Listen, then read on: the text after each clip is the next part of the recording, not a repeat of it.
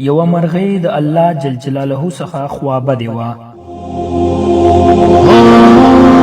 شپې ورځې تېرې شوې خو مرغۍ د الله جي سره خبرې ونه کړې. ملایکو به د مرغۍ حال د الله جل جلاله څخه وپوښته او الله جل جلاله به ورته ویل هغه بیرته پخلا کیږي، ځکه زه یوازې څوک یم چې ګیلې یې اورم او دردونه یې ساتم. بلاخر مرغۍ په یو خاخ کېناسته، الله جي ته په ګیلو سر شوه: ای الله جي، کوچنۍ زالګۍ مې درلوده، زما د ستړتیا، بېوسۍ او بېکسۍ یوازینۍ خونه وه. هغه دې هم رانه واخیسته. دا بې وخته طوفان د څه شي و؟ څه دې غوښتل؟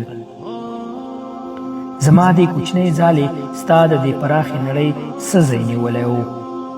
زړه یې ډک شو، د ډېره درده خاموشه شوه. دې سکوت عرش په لړزه راوستو.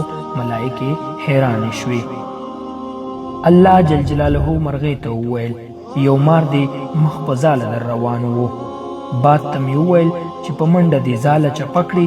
همغه و چې د ځالې چپه کېدو سره ته هم په هوا شوې او د مار د کمین نه روغه ووتلې.